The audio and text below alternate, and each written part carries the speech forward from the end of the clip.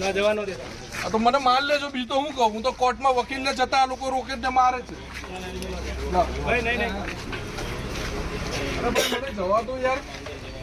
નહીં અત્યારે નહીં ખોલતો. ના ના, ભલે હુકમનું પાલન કરો તો મારે એમાં કઈ કામ નહીં યાર. કરવાનું. હું કઈ રાજકીય કિંદાખોરી માટે નથી આવ્યો. મારે મારું કામ છે. તમે જવા દો. અરે યાર, સનદ બતાવો. આ લોકો તો ખરું. શું નામ છે અને કયા કામે આવેલા છો અત્યારે તમે અહીંયા? મારે અહીંયા ડિસ્ટ્રિક્ટ કોર્ટમાં મળવાનું છે જજ સાહેબ. આપનું શું નામ છે? આકાશ મોદી, ભરૂચથી. ખોલો ભાઈ, ખોલો બોલો ને ભાઈ. ખોલો ખોલો ભાઈ, ખોલો. અરે મારે એમનું કઈ કામ નથી. મારે તો મારું પર્સનલ કામ છે. મારે મારું નમસ્કાર મિત્રો, જય આવકાર ચેનલમાં દરેક મિત્રોનું સ્વાગત કરું છું. મિત્રો, દરેકે વિડીયો જોયા હશે કે જે ધારાસભ્ય ચૈતર વસાવા એમની પોલીસ દ્વારા ધરપકડ કરવામાં આવી હતી અને ચૈતર વસાવા એક એમની મિટિંગ હતી. મિટિંગમાં તેઓ ગયા હતા અને જે ભ્રષ્ટાચાર ચાલી રહ્યો છે ગુજરાત સરકારમાં,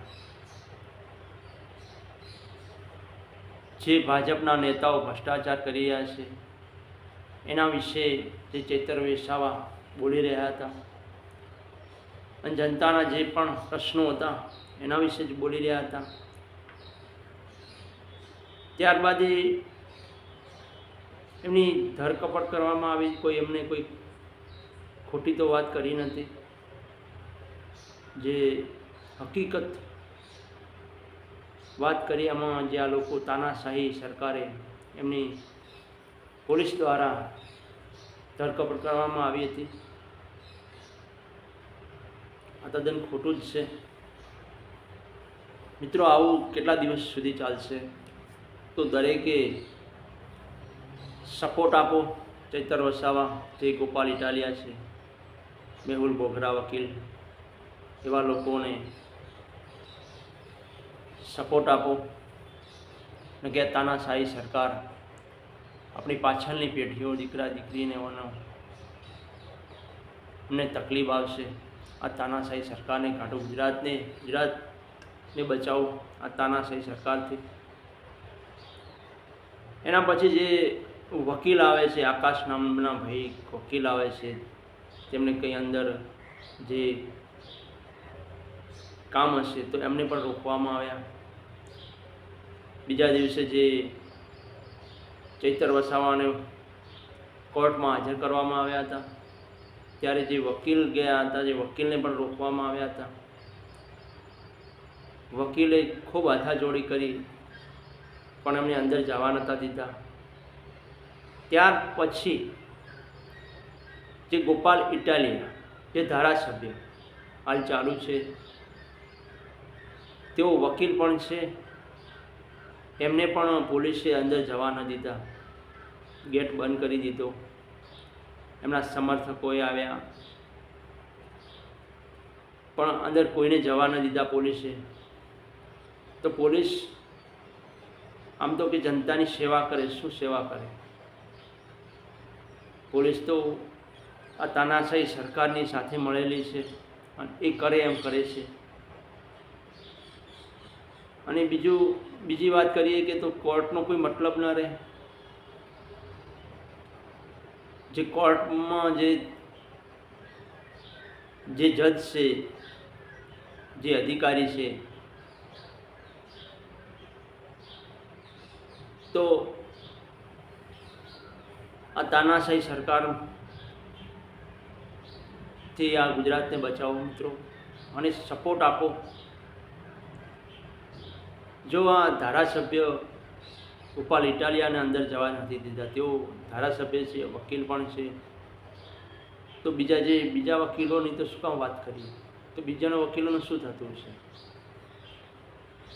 આ તો જાતે કાયદો લઈ લે છે. અને જેમ નેતાઓ કે એમ આ પોલીસ કરતી હોય છે કામ, કે આની જે જજ, જે અધિકારીઓ છે, તો આ તાનાશાહી સરકારને આ ગુજરાતમાંથી મુક્ત કરાવો અને સપોર્ટ આપો. ચૈતર વસાવા, ગોપાલ ઇટાલિયા, મેહુલ મોગરા, આવું કેટલા દિવસ ચાલશે? અને આ વિડીયો વધુમાં વધુ શેર કરો મિત્રો, વધુ લોકો સુધી લોકોને જાણ થાય. દરેક લોકો આ વિડીયો જોઈને વધુમાં વધુ શેર કરો. અમારી ચેનલને સબસ્ક્રાઈબ કરજો મિત્રો. અને આ તાનાશાહી, આ ગુજરાતમાંથી બચાવ તાનાશાહી સરકાર છે એને કાઢવાની ભાજપના નેતાઓ, જે ભાજપની સરકાર છે, જે આ આમ જનતાને હેરાન કરી રહી છે, અને જે આ મેહુલ બોગરા છે, જે ગોપાલ ઇટાલિયા છે, ચૈતર વસાવા જેવા લોકોને સપોર્ટ આપો. અને મિત્રો, જે ચૈતર વસાવાની વાત કરી, ચૈતર વસાવા એક ધારાસભ્ય છે, સારા વ્યક્તિ છે, અને એમણે સાચી વાત કહી કે આ લોકો ભ્રષ્ટાચાર કરી રહ્યા છે. ભાજપના નેતાઓ એ લોકોના હિત માટે વાત કરી છે, કોઈ એમના માટે તો નહીં. તો એ છતાં એમને જેલમાં જવું પડે. તો મિત્રો, જાગો. દરેક ગામ, દરેક શહેરમાં રહેતા શહેરમાં, દરેક વિસ્તારમાં, તાલુકામાં એક સંગઠન બનાવો અને આવી તાનાશાહી સરકારને, આવા કોઈ એને અન્યાય થતો હોય એને સપોર્ટ આપો. અને આવું જો થશે અને થઈ રહ્યું છે તો કેટલા સુધી ચાલશે? અને આવું થાય છતાં પણ જો લોકો જાગતા ન હોય, આ ગુજરાતની પ્રજા ન જાગે, તો પછી જે ચૈતર વસાવા નેતા, સારા સારા નેતાઓ છે, ગોપાલ ઇટાલિયા, તો પછી એમને પણ એમ થશે કે આ લોકોને પણ કોઈ જાગૃતતા છે ને કોઈને, તો પછી એ પણ શું કામ પછી આ જેલમાં જવા, શું સરકારમાં હમાલા કરવા પડે એમ કે? તો એ પણ પછી એના ભેળા મળી જશે કે આપણે શું કામ હેરાનગતિઓ કરવી પડે, જનતા માટે કરે છે.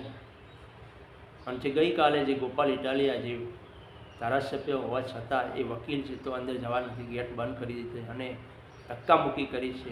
તો આનાથી પછી કેટલું ખોટું? કોઈ ગોપાલ ઇટાલિયા માટે નથી, આ દરેક ગુજરાતી પ્રજા માટે આ પ્રશ્ન છે. તો મિત્રો, આ વિડીયો વધુમાં વધુ શેર કરો, વધુ લોકો સુધી પહોંચે.